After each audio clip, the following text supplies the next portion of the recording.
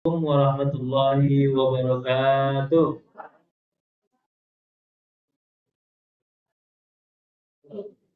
Alhamdulillahirabbil alamin. Alhamdulillahilladzi hadana lihadza wa ma kunna linahtadiya laula an hadanallah. Asyhadu an la ilaha illallah wahdahu la syarika lah wa asyhadu anna Muhammadan abduhu wa rasuluhu wa la nabiyya ba'da. Allahumma salli wa sallim ala nabiyyina Muhammadin fil awwalin wal akhirin. Allahumma salli wa sallim ala nabiyyina Muhammadin fi kulli waqtin wa hin. Allahumma salli wa sallim ala nabiyyina Muhammadin fil mala'il a'la ila yaumiddin. Qala rabbi israh li sadri wa yassir li amri wahlul 'uqdatam min lisani yafqahu qawli. Wa qul rabbi anzilni munzalan mubarakan wa anta khairul munzilin. La ilaha illa anta subhanaka inna kunna minaz zalimin. Amin. Gimana Bu? Bahagia? Kayaknya nggak perlu masuk surga lagi, udah bahagia. Masih mau masuk surga? Kirain tadi gamenya Aldi udah cukup membahagiakan. Nampaknya tadi dari wajah-wajahnya lupa sesaat. Sama hutang, lupa ya. Tahu aja. Ini wajah-wajah tadi wajah-wajah ceria tanpa beban. Ya kan? Mudah-mudahan begitulah kita menjalani kehidupan kita sehari-hari. Yang pertama kita ucapkan tentunya setelah kita sholat subuh, kita diberi Allah kesempatan untuk zikir pagi tadi berjamaah, lantas kemudian mengaji kita sama-sama, maka yang kita ucapkan banyak-banyak sekarang apa? Alhamdulillahirabbil alamin. Syukur kita ucapkan, ya kan? Nah, banyak-banyak kita ucapkan syukur kepada Allah atas apa yang Allah perkenankan untuk kita. Allah masih berkenan kemudian membangunkan kita dari tidurnya. Enggak sekedar bangun, bangunnya itu berbalutkan masih cahaya Islam, masih berbalutkan cahaya iman, masih kemudian diberi dorongan, diberi kekuatan, diberi motivasi sama Allah untuk jalan ke Masjid Muslim Bilioner. Malam-malam gelap-gelap, walaupun ngantuk-ngantuk, masih Allah izinkan hati kita kuat daripada kemudian nafsu kita untuk mengalahkan ngantuk sehingga kita masih bisa jalan ke sini sampai di sini jumpa dengan saudara-saudara. Allah kemudian berikan kita kesempatan untuk terus jadi orang baik. Kumpul sama orang-orang baik, melakukan yang baik-baik di tempat-tempat yang baik. Mudah-mudahan nanti kita matinya dalam kondisi baik-baik. Dibangkitkan oleh Allah bersama orang baik dan ditempatkan di tempat terbaik. Amin, amin ya Rabbal.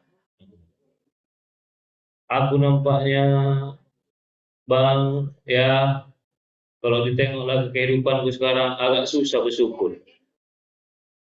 Kalau lah Ayah Beben tahu kehidupanku dari pagi sampai tidur lagi, susah kayaknya. Entah mana yang mau disyukuri.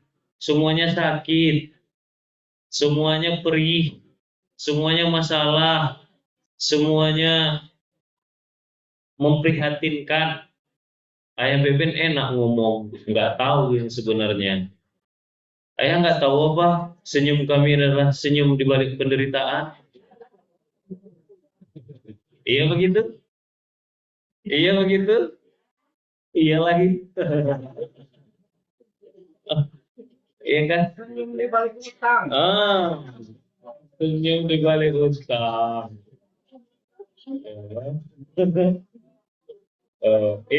Iya, iya. Itulah enaknya kalau udah mulai ada bapak-bapaknya. Bagaikan berbalas pantun. Ya kan? Jadi nggak cuma jeritan ibu-ibu yang terdengar sekarang, jeritan hati bapak-bapak pun mulai terdengar. Ya kan? Lebar senyumku, selebar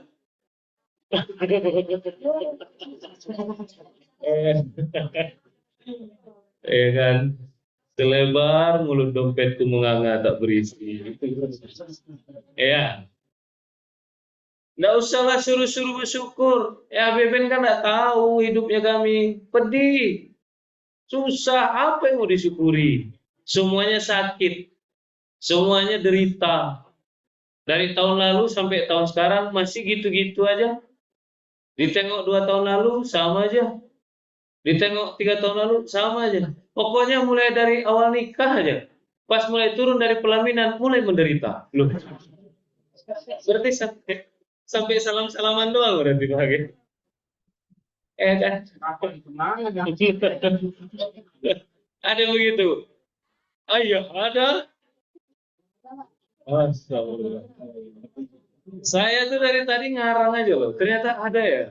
Enggak, enggak ada lah. Masa sih orang Cinangneng itu adalah calon-calon desa terbahagia di Indonesia. Nanti kalau ada kan kalau kayak di luar negeri itu ada tuh di tes ya daerah terbahagia yang paling bahagia rakyatnya gitu. Kalau nanti ada di Indonesia nih Pak Prabowo nanti bikin gitu kan, habis dikasih makan siang gratis ya kan, mungkin untuk ngecek nih makan siang gratisnya berfungsi apa enggak gitu kan. Nah dicek nanti siapa nih daerah mana nih warganya yang paling bahagia. Saya yakin warga Cinangneng. Yakin saya. Kenapa? Kenapa? Iya kan? Loh, Pak Prabowo makan siang gratis. Lah kita masih makan-makan 3 kali sehari. Silakan kau datang. Betul nggak? Iya, Pak Prabowo masih wacana. Kita udah dari dulu. Loh, benar nggak? Iya, saya enggak ngeliat deh. Saya bilang dari dulu. Makanya saya yakin kalau Pak Prabowo nanti bikin survei masyarakat terbahagia, yakinlah saya Cinangneng apa enggak senyumnya lebar-lebar begini. Hmm? Ya kan? Iya, saya tuh kalau ngisi di kota lain misalkan lagi safar dipanggil ke kota lain ngisi ibadah subuh begini, kalau dibikin game kayak tadi itu, nggak ada yang segembira ibu-ibu itu. Kalau ibu-ibu yang lain tuh gitu aja dia, ya kan? Kalau ibu-ibu tadi kan enggak, belum juga dihitung dah, belum juga dihitung, belum juga dihitung baru begitu, masih tatap-tatapan udah begitu. Makanya saya yakin, ya Desa Cinang ini desa terbahagia seluruh Indonesia. Amin. Makanya banyak-banyak kita bersyukur. Ya, kalaupun kita rasa bu, ya Allah, perih sebenarnya hidupku nih. Dari bangun sampai tidur lagi masih perih, enggak apa-apa. Pasti ada yang bisa kita alhamdulillahkan di situ. Pasti pasti satu aja kan saya sering ulang-ulang ya. Satu aja misalkan. Tadi malam, tadi pagi, ibu-ibu ini rata-rata bangun jam berapa? Setengah tiga, jam tiga. Ya, ya. Nah, tadi jam 3 ya lagi enak-enak ibu mimpi terkejut terbangun bersyukur nggak? Ya. Assalatu wassalamu ala ibu terkejut terbangun bersyukur? Nah,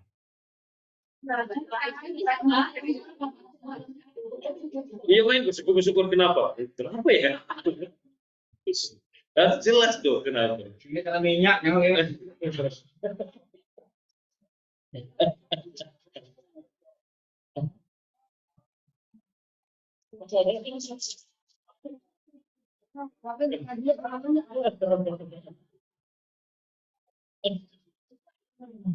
Iyalah. Yang ngaji hari ini datang ke sini mau jemput minyak, boleh nggak? Boleh, asal sholat kan sholatnya udah, zikirnya udah, ngajinya udah, dapat dia berbentuk ini. Emang minyak hari ini ada? Nanti minyak nggak ada minyak gitu. Emang ada pasar bahagia? Wah, ya. Ya. Kan rame, kenapa emang? Kalau nggak ada pasar nggak rame ya? Jadi agak lain ya. Apa? Kenapa kita bersyukur tadi? Bangun aja, udah Pak. Mesti kita syukuri bangunnya. Kenapa? Hidup. Masih hidup. Masih hidup. Karena kalau tadi nggak dibangunkan sama Allah, berarti apa? Udah siap mati. Nah, berarti bersyukur, bersyukur karena nggak siap mati. belum siap menghadapi mungkar nakir, belum siap kemudian menjawab pertanyaan marrobuka, man nabiuka, ma dinuka dan seterusnya ya kan. Nah, maka kemudian itu aja udah kemudian kita patut syukuri karena bangunnya kita, maka berarti Allah masih kasih kita kesempatan. Satu, memperbaiki amal salah kita. Yang kedua, menambah amal soleh. Kita ini udah pasti sering salah, tapi terus berusaha soleh. Kita ini pasti sering bermaksiat, tapi terus berupaya untuk taat gitu. Loh kalau ada di sini yang nggak pernah maksiat sama sekali, saya mau sungkem lah. Udah nggak manusia itu, udah berubah dia jadi malaikat, ya kan? Iya. Selama kita masih manusia, maka salah satu ciri-cirinya pasti kita masih sering hilang, salah, ya kan, lalai, berbuat dosa, berbuat kemudian maksiat. Makanya Allah ciptakan sebuah kalimat luar biasa bernama astagfirullah. Ya kan, untuk tempat kita taubat dari salah-salah kita, karena kita pasti manusia yang sering berbuat salah. Maka bersyukur kita banyak-banyak. Banyak-banyak mengucapkan apa? Alhamdulillah. Coba sering-sering ditimpakan kemudian kata-kata ini kepada setiap kondisi kehidupan kita. Ada masalah, alhamdulillah. Jangan ada rezeki doang, baru alhamdulillah. Disitulah kadang-kadang kita pilih-pilih, pilih kasih kita sama Allah. Kita sering menghujat Allah, padahal kita pilih kasih sama Allah. Ya kan? Sekarang ibu deh, anak ibu baru bilang, baru senyum sama ibu, baru kemudian baik sama ibu, kalau dikasih duit sama ibu. Giliran dikasih kerjaan, cemberut. Ibu kesal kan? Kamu tuh ya, giliran dikasih duit aja mukanya sumringin. Baru disuruh nyapu aja cembetut. Itu enggak ngomongin ke anak, begitulah. Terus apa bedanya kita sama Allah? Harus kemudian dikasih yang senang-senang baru kita alhamdulillah ya Allah. Ya, giliran dikasih ujian dikit, apa sih katanya Allah ini maha pengasih, maha penyayang, begini aja saya. Justru semuanya kita pengen naik kelas nggak? Pengen? Pengen naik kelas? Ibu-ibu udah ada yang nyekolahin anaknya? SD, SMP itu ada? Pernah nggak anak ibu naik kelas nggak pakai ujian? Pernah nggak? Kalau ada, saya mau lah. Ah, nyekolahin anak saya situ. Enak juga ya kan? Tahu-taunya, ma, aku sekarang udah kelas 6. Kapan ujiannya? Oh, kita kan tidak pakai ujian. Ada begitu? Ada, pasti ada ujiannya. Kalau anak ibu nih naik kelas, nggak ada ujiannya, yakin nggak ibu sama naik kelasnya? Pasti ibu, wah nggak bisa kamu nih. Naik kelas apaan ini? Pasti begitu kan? Pasti nggak diakuin sama ibu. Lah sama. Kita juga mau naik kelas, tapi nggak mau diuji sama Allah. Lah, piye toh? Lo jadi Jawa ya? Kumaha itu? Ya, itu kan yang tahu ya kan? Jadi nggak nyambung. Kalau kita mau naik kelas, maka kita harus siap diuji. Berarti, kalau ada ujian dari Allah, senang nggak? Mulai ragu kan? Dari tadi saya belok-belok, ya mungkin disikat. Kalau ada ujian dari Allah, senang nggak?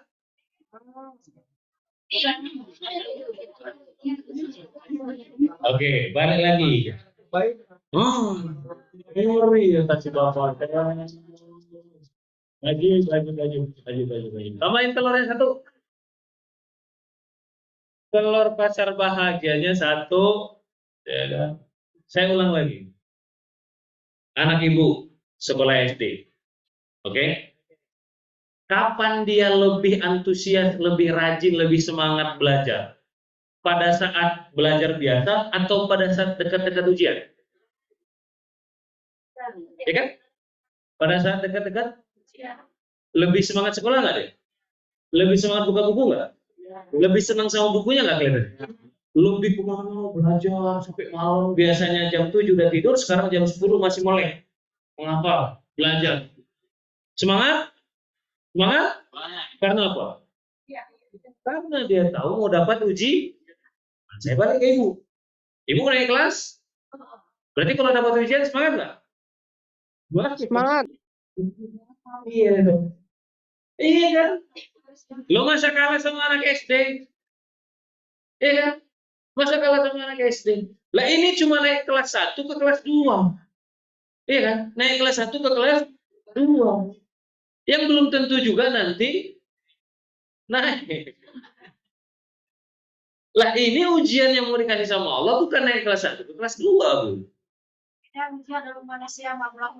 Oh, beda ujian manusia sama Allah. Sama-sama. Bedanya apa?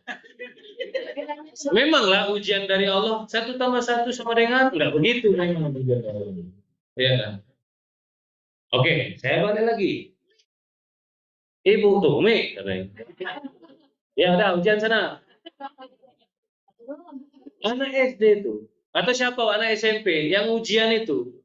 Kalau ujian pulang dari ujian, suka pusing nggak mukanya? Suka merenung nggak? Kenapa?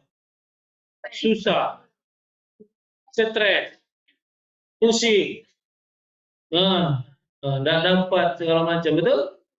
Betul. Nah, ibu kalau dapat ujian susah nggak? Capek nggak? Pusing nggak? Sama kan sama anak SD ini? Sama-sama susah, sama-sama pusing, sama-sama capek. Cuma bedanya anak SD ini begitu dapat ujian semangat. Kita menghujat. Iya kan? Ujian tuh di mana-mana pasti capek nggak, Bu? Ujian tuh di mana-mana pasti bikin pusing nggak? Lebih pusing mana? Pusing dalam kondisi berpasrah diri sama Allah atau pusing dalam kondisi ngadumel? Pusing nggak punya duit. Pusing nggak punya duit. Ya, ya kan? Jadi gimana? Siap dapat ujian dari Allah? Semangat nggak dapat ujian dari Allah? Oke, balik lagi. Bu, kita sering berdoa. Ya Allah, masukkanlah kami ke dalam surga. Sebagaimana Engkau memasukkan para nabi dan rasul dan barisan para solehin dan suhada ke dalam surga. Jadikanlah kami di barisan-barisan anbiya wal mursalin was suhada was solehin. Sering kita berdoa begitu. Berikanlah kami ya Allah apa yang Engkau berikan balasannya kepada para nabi dan rasul dan kepada orang-orang soleh dan para syahid. Kenapa tuh? Karena kita pengen masuk surga sama-sama seperti Rasul dan Nabi masuk surga. Betul nggak pengen kita? Beneran nggak pengennya tuh? Beneran. Beneran nggak pengennya satu barisan sama orang soleh? Oke.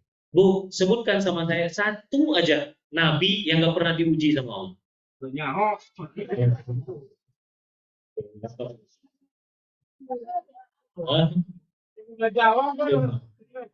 Coba, ada nggak? Ada nggak Nabi yang satu pun nggak diuji sama Allah? Oke. Ada nggak orang soleh yang nggak diuji sama Allah? Ada? Nggak ada. Pasti semuanya diuji. Justru karena disebut dia soleh, karena dia udah khatam sama uji. Justru kemudian diutus sama Allah, Nabi dan Rasul itu karena paling kebal sama ujian, agar bisa dicontoh sama umatnya yang lain. Berarti kalau kita pengen seperti barisannya seperti barisan para Nabi dan Rasul, kita harus siap kemudian diuji. Tapi berat ya kalau diuji itu. Sakit, perih, sedih. Bahkan kadang-kadang mau rasanya putus asa. Betul, betul. Itulah kenapa kita menghantam ujian itu, menghantam masalah kita itu, ya kan? Mengatasi masalah kita itu, yang pertama diatasi dengan apa? Jangan buru-buru minta tolong ke manusia. Yang pertama yang harus kita lakukan adalah siram banyak-banyak dengan ucapan Alhamdulillah.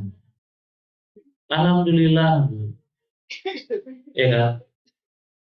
Gampang apa susah? Alhamdulillah. Tapi susah pada saat dapat ujian. Oke, sekarang begini. Kita nih kajiannya nggak usah banyak-banyak. Sampai buka buku 10 juz, 80 juz, 60 dulu ya kan? Satu ini aja kita praktik. Ya, satu aja kita praktekkan. Biar ada efeknya kemudian langkah kita ke masjid ini untuk kehidupan kita berikutnya sehari-hari. Sekarang kita praktekkan. Ini pernah saya praktekkan tapi udah lama.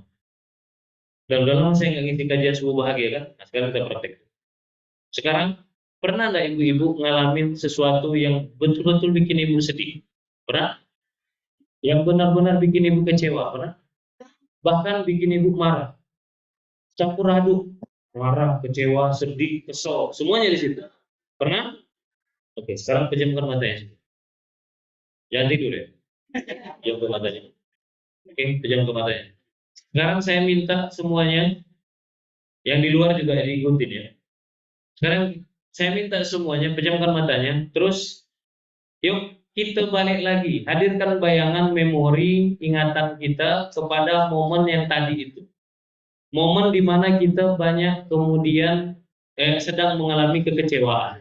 Momen atau peristiwa yang saat itu kita kesel, marah, sedih, kecewa, bahkan udah hampir putus asa. Bahkan pengen teriak rasanya. Apapun kejadiannya, apapun peristiwanya, yang penting ada rasa itu. Rasa marah, rasa kecewa, rasa kemudian kesal yang mendalam, sakit hati yang sangat perih di momen itu. Apapun, mungkin kita dihianati sama sahabat kita, ditinggalkan sama orang yang tercinta, ya kan? Disakiti sama orang yang kita percayai, apapun momennya, ya. Fokus saja, fokus ke kenangan itu, ibu saksikan lagi kejadian saat itu sampai seolah-olah makin terasa dan lebih terasa lagi. Ibu coba rasakan, ya, ibu coba, bapak coba rasakan, ya, semuanya. Oke, sampai kemudian terasa lagi rasa letih itu, rasa kecewa itu terasa lagi saat ini, rasa marah itu terasa lagi saat itu, rasa putus asa itu terasa lagi, rasa sakit hati itu terasa lagi. Ya, oke, sudah terasa, makin memuncak, bahkan sampai terasa lagi sekarang kondisinya, kesal lagi dia, marah lagi dia, rasa itu timbul lagi, rasa kecewa itu hadir lagi. Dalam hitungan ketiga ikutin kata-kata saya. Di puncak rasa kekecewaan yang kita rasakan sekarang atas peristiwa itu, di puncak rasa marah sekarang yang kita rasakan pada saat peristiwa itu, dalam hitungan ketiga, satu, diucapkan ya dengan lirik, dinikmati, satu, dua, tiga, timpakan dia dengan ucapan Alhamdulillah, satu, dua, tiga, Alhamdulillah, Alhamdulillah, Alhamdulillah. Tambahin nggak apa-apa, makasih ya Allah. Makasih ya Allah. Makasih engkau percaya sama aku, makanya engkau kasih ujian seberat itu. Makasih. Alhamdulillah. Alhamdulillah. Alhamdulillah.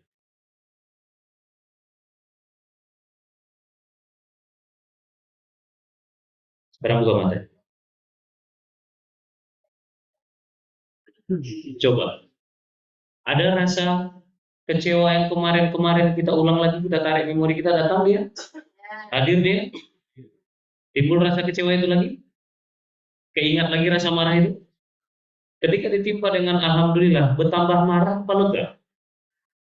Hah? Ketika ditimpa dengan Alhamdulillah, bertambah kesal atau ikhlas jadi? Ketika kemudian ditimpa dengan Alhamdulillah, bertambah dongkol atau kemudian yang udah rela pasrah? Yang hadir apa, Bu? Galau apa tenang? Ini loh keajaiban kalimat Alhamdulillah yang diberikan Allah kepada kita umat baginda Rasulullah Sallallahu Alaihi Wasallam. Cuman kadang-kadang itu kita terlalu ego untuk sekedar mengucapkan Alhamdulillah. Kadang-kadang kita tuh terlalu pinter, terlalu mengandalkan kepintaran kita, terlalu mengandalkan kemudian pengalaman kita. Aku kan udah pengalaman, aku kan udah senior, aku kan udah tua, aku udah lama hidup. Aku yang lebih tahu dengan hidupku. Sehingga untuk kemudian mengucapkan Alhamdulillah menimpa dengan Alhamdulillah itu aja, kita terlalu ego. Alhamdulillah tuh kalimatnya luar biasa.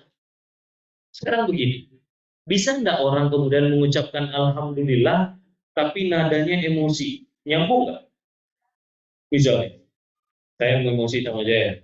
Jaya, alhamdulillah. Nyambung nggak? Alhamdulillah itu nggak bisa dipakai pakai nada emosi. Atau kemudian alhamdulillah itu dipakai pakai nada merajuk atau ngambek gitu. Alhamdulillah. Bisa? Nggak bisa. Nggak bisa. Lantas alhamdulillah itu baru berasa, baru nyambung, baru kemudian sesuai ketika diucapkan dalam kondisi apa? Tenang.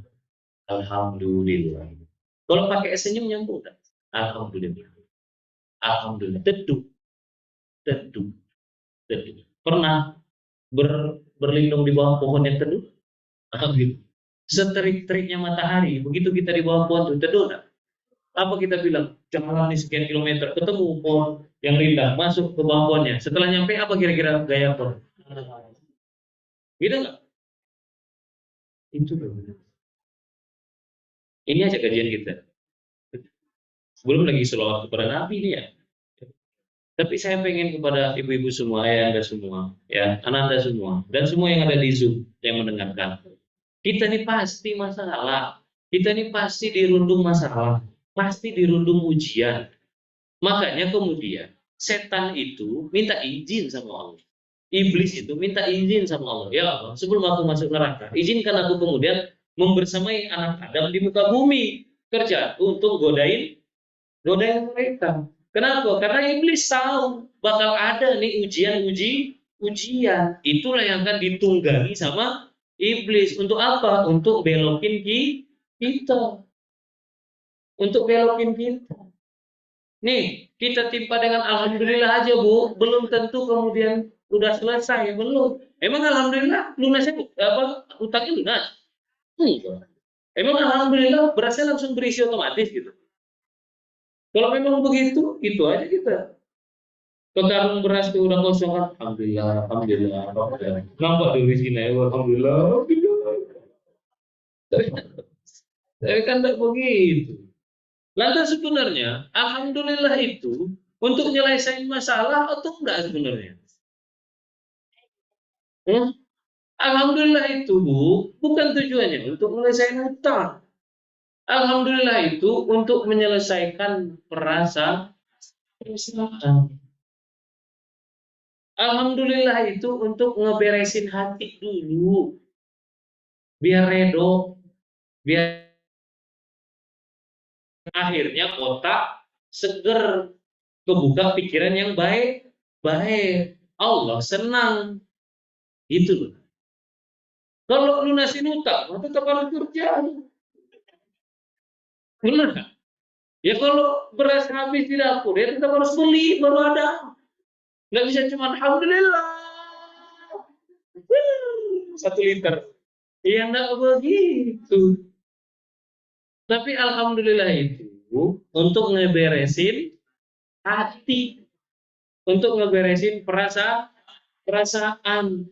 Barulah udah lega, udah lurus, baru keluar dari rumah, diganti kata-katanya. Bismillah. Begitu kira-kira. Nah, kalau udah begini, apa kata Allah? Aku yang akan memberikan petunjuk kepadanya. Ya kan? Ihdinas siratal mustaqim. Ya kan? Allah yang akan kasih itu petunjuk. Allah yang akan kasih jalan. Gitu loh, Bu. Ya kan? Nah, jadi marilah kita berbaik sangka kepada Allah. Banyak-banyak kita ucapkan lafazkan alhamdulillah. Insya Allah kita bisa kita tiba masalah itu dengan alhamdulillah. Kalau ada masalah, alhamdulillah. Kalau ada kemudian musibah, alhamdulillah. Kalau ada kemudian sesuatu yang tidak sesuai dengan apa yang kita inginkan, alhamdulillah. Alhamdulillah aja dulu, segarkan dulu hati, tenangkan dulu pikiran. Sehingga nggak terjadi yang kalap-kalap, nggak terjadi kemudian yang aneh kita kelakuannya. Ya kan? Nggak panik, pakai selalu akal saya. Oke, baik. Selanjutnya selalu berikan salam kepada baginda Rasulullah Sallallahu Alaihi Wasallam. Banyak-banyak kita selawat, ya karena Nabi itu cinta betul sama kita. Jangan sampai kemudian kita balas cintanya Nabi dengan cuek. Apa tuh cuek? Nggak peduli, ya kan? Nggak peduli. Kita bilang kita idolakan Nabi, tapi kita nggak tahu sama apa yang disukai sama Nabi. Kita bilang kita idolakan Nabi, tapi namanya disebut nggak biasa aja gitu respon. Ibu dulu waktu pertama-pertama naksir sama bapak, ibu naksir dulu kan, nggak langsung nikah gitu. Apa di sini udah naksir lupa, gitu. Nggak begitu kan? Pasti ada naksirnya toh, ya nggak? Ketika naksir sama bapak dulu, jangankan disebutkan namanya, terdengar suaranya, apa yang terjadi? Pusing. Itu naksir atau trauma? Iya kan? Dah jujur dah. Ketika kita naksir, disebutkan namanya, beda nggak dalam hati? Beda, beda. Dangdut, ada yang lain lah pokoknya getarannya, betul nggak? Kenapa? Karena ada getaran-getaran cinta. Dan iya, lah itu normal. Kalau nggak ada getaran tuh, ibu ngapain nikah sama bapak? Nggak ada getarannya. Oh, betul nggak? Iya. Loh saya nih udah 12 tahun nikah sama Bunda Ruri. Kalau sekarang disebutkan ada yang nyebut udah, ada yang nyebutin nama. Iya Bunda Ruri misalkan. Saya beda dari nonton nggak deh? Iya kan? Paling tidak apa saya bilang? Pasti saya tanya kenapa Bunda Ruri? Pasti begitu kan? Kalau ada nih santri-santri yang ngomongin, iya itu Bunda Ruri kan Bunda Ruri. Pasti saya panggil. Kenapa Bunda Ruri? Kenapa? Karena itu adalah sosok yang saya cintai. Nggak bisa saya cuek sama itu. Sama segala sesuatu yang berhubungan sama dia, saya nggak bisa cuek. Ya kan? Atau misalkan saya tengok, ada yang pakai baju dia. Uh, nggak mungkin saya nengok cuek aja. Oh, baju Bunda. Oh, pasti saya tanya, kok pakai? Udah dikasih sama Bunda. Oh, pasti saya tanya. Nggak mungkin saya cuek, nggak mungkin. Nggak mungkin. Yang namanya cinta itu ada kecenderungan. Apa? Kecenderungan apa ya? Kecenderungan respon, kecenderungan bela, kecenderungan pengen tahu, kepo, dan seterusnya. Itu yang namanya cinta. Nah sekarang udah secenderung apa kita sama Rasul? Ya kan? Hah? Kita tidak ada peduli-pedulinya, kita tidak ada kemudian deg-degannya, kita tidak kemudian getaran-getarannya. Tapi kita bilang kita cinta. Maka sholawat itu satu dari sekian banyak tanda, dan itu adalah yang paling kecil. Tandanya bahwa kita betul-betul cinta sama Rasul. Disebutkan namanya bersolawat. Tidak disebutkan pun namanya, kita selalu ingat. Selawat terus, selawat terus, selawat. Kirimkan selawat. Barulah kemudian itu betul cintanya, bukan cinta palsu. Barulah ibu bukan PHP. Lawang kalau PHP manusia aja ibu bahaya. Ibu PHP tetangga sekali, mungkin belum apa-apa. Ibu PHP 2 kali, mungkin tetangganya masih sabar. Ibu PHP 3 kali, apa yang terjadi? Paling tidak kemudian penggorengannya terbang ke rumah ibu. Kan? Itu manusia di PHP. Lah ini Rasul di PHP. Enggak lah kemudian penggorengan terbang dari langit. Enggak. Tapi lebih pedih dari penggorengan terbang dari langit, Pak Bu. Pedihnya apa? Nanti ketika kita mati, kita kira kita kemudian umatnya Rasul, kita kira kita bakal dapat syafaat, antusias kita jumpa dengan Rasul, begitu jumpa, enggak diakui sama Rasul. Apa gue, Ben? Aku umatmu ya Rasul. Beben. Nggak ada umatmu. Beben. Aku umatmu ya Rasulullah. Nggak pernah terdengar suaramu. Nggak pernah terngiang suaramu berselawat. Kemana kau selama ini? Enggak. Itu lebih pedih dari penggorengan terlebak.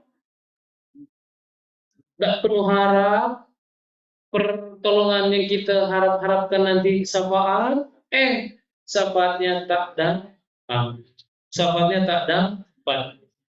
Jadi, mau balik lagi ke dunia bisa? Tidak bisa. Tidak bisa lagi minta izin sama Allah. Ya Allah, balik ya Allah. Tahun 2 tahun aja. Aku mau sholawat sepanjang tahun. Bisa? Sudah selesai, kata Allah. Kau dulu bandel. Sudah diulang-ulangi sama Ustadz Beben dulu di Masjid Milioner. Setiap pagi, enggak kau laksanakan. Bandel kau. Sekarang lah. Nah gitu kira-kira nanti itu. Iya kan? Oh, tahu dari mana ya? Loh, setiap ada majelis bahagia, tidak hanya di majelis bahagia lagi, majelis ilmu tidak hanya dihadiri sama manusia, dihadiri juga dengan ribuan malaikat. Ngapain? Jadi saksi. Jadi saksi buat siapa? Buat ibu-ibu nih loh yang datang nih. Oh si Fulana datang, Fulana datang, Fulana datang. Oh Fulana datang tapi ngobrol, oke enggak usah. Fulana datang tapi ngantuk, oke enggak usah. Fulana datang tapi di luar terus nggak dengerin, ya udah. Dicatat bu sama malaikat tuh. Nanti kita beres nih, bubar, malaikat balik lapor sama Allah. Siapa aja yang datang? Rame ya Allah. Siapa yang dengar kajian? Yang datang berapa? 200 300-an. Yang dengar kajian 20. Yang lainnya ngerumpi ya Allah. Ngomongin tetangganya, ngomongin RBB lagi ya. Ngomongin di belakangnya. Bacot lah. Udah tahu, udah terang tuh ya bisa. Ini ke sawah. Padahal nggak ada jaminan juga dari sini ke sawah. Ya kan? Kalau emang mau ke sawah, pasti lari-lari nanti itu. Tapi saya tengok enggak jalannya.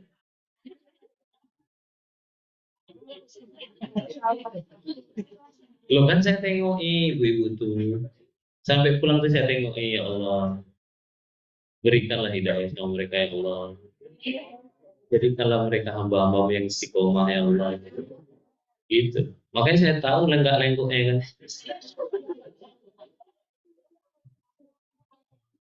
Kadang-kadang ya Allah katanya ke sawah, tapi kok santai ya. Dicatat nih sama malaikat. Malaikat itu datang jadi saksi buat kita. Dipersaksikan sama malaikat. Maka seriuslah kita. Kita tidak tahu kajian subuh bahagia yang mana yang nanti akan menjadi sebab kita masuk surga. Mungkin ada ibu-ibu, saya nggak tahu lah kajian subuh bahagia itu berapa deh. Kesekian lah, pokoknya udah sering lah. Dan ada wajah-wajah yang istiqomah kan di sini. Saya hafal nih wajah-wajah yang pokoknya datang lagi 4L kan. Lagi lo. 4L kan. Bagus lah kalau lu laginya ke mas. Tapi kan kita nggak pernah tahu apakah kajian subuh pertama dulu atau di tengah-tengah atau yang hari ini. We don't know. Basic. Bahasa Cina nengok gitu. Kita nggak tahu. Yang kita tahu kita berikan kemudian niatan terbaik dan kemudian pengerjaan terbaik. Semuanya dicatat sama malaikat. Makanya prinsipnya adalah amal soleh belum tentu diterima, amal salah udah pasti tercari. Belum tentu diterima, Anda tahu kita mana yang diterima. Tapi insya Allah tetap akan terima. Jadi begitu ya. Nggak sesuai judul nih. Apa judul kita? Oh, kan dapat poster ada. Apa judulnya? 10 Juli aja. Ah? Apa? Rahasia menjemput pertolongan Allah. Oh yang itu Juli apa? Oh itu buat besok ya, buat orang tua. Biasa, Ustaz. Kondang tuh banyak jalan-jalan banyak. Kondang di Cina. Oh itu. Oh rahasia pertolongan baru tahu saya. Oh nyambung insya Allah ya. Nyambung. Hah? Ini kuncinya, betul. Kunci ya, bukan kunci. Kunci. Betul ya, Bu ya? Iya. Loh. Iya ta, kunci nah, gitu ya. Iya, iya, iya, Bu ya. Ah. Iya, iya. Ada yang kemarin daftar Kondusio, anak ibu tak? Anak ibu ya? Oh ya, pasti kan lulus ya. Jangan sampai bawa parang. Oh ya, memang nggak lulus anakku. Bahaya. Ya. Baru satu. Yang lain nggak mau sekolah kan di sini anaknya? Sombong betul. Hah? Oh masih kecil-kecil. Yang lulus SMA ya, nggak usah kemana-mana lagi nyari sekolah. Sekolah kan di pondok. CEO. Gitu. Belum ada. Oh kemarin. Oh tahun ini selalu lulus. Oh maksudnya coba lagi tahun depan. Oh, ya. Ya. Pokoknya weh, tamat SMA, ayah etana, apa tuh? Ijazah ya, ijazah SMA, bawa ke sini. Usianya 17 sampai 21. Ya. Oh, udah lulus tapi setahun yang lalu. Ya, udah mungkin 18 masih 19 usianya, bawa ke sini. Ya, jadi 17 sampai 21. Kalau yang mau enggak maksa juga. Tapi kalau enggak mau ya sudah maksa. Oke ya, sip. Oke, Bu Ibu. Satu apa yang kita harus rutinkan?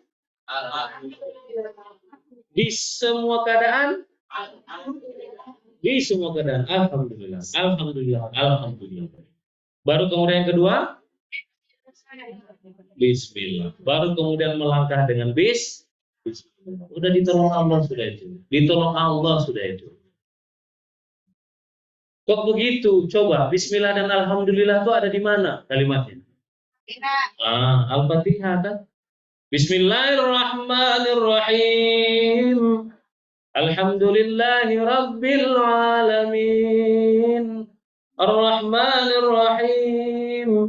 Maliki Yaumiddin. Baru kita minta tolong kan? Iyyaka na'budu wa iyyaka nasta'in. Minta tolong lagi. Ihdinas siratal mustaqim. Tapi diawali dulu dengan kata-kata Alhamdulillah Bismillah. Alhamdulillah Bismillah. Bismillah Alhamdulillah. Betul? Nah ini kunci. Iya tak? Kunci lagi kunci.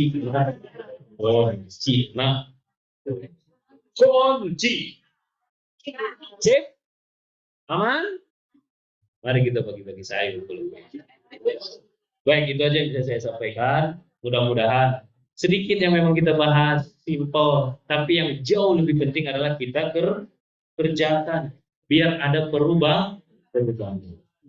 Kita minta sama Allah, ya Allah, berikanlah kami ilmu, ya Allah. Berikanlah kami kepahaman, ya Allah. Dan berikanlah kami kemampuan untuk mengamalkan ilmu kami, ya Allah. Rabbana taqabbal minna innaka antas samiul alim. Ya Allah, terimalah segala peribadatan kami. Terimalah segala amalan kami. Terimalah segala penghambaan kami. Terimalah segala pertobatan kami. Dan jadikanlah kami dari hamba-hambamu yang beruntung. Amin, amin, ya Rabbal. Kita tutup dengan alhamdulillah. Alhamdulillahirabbil alamin. Silakan yang mau suruh, silakan. Assalamualaikum warahmatullahi wabarakatuh.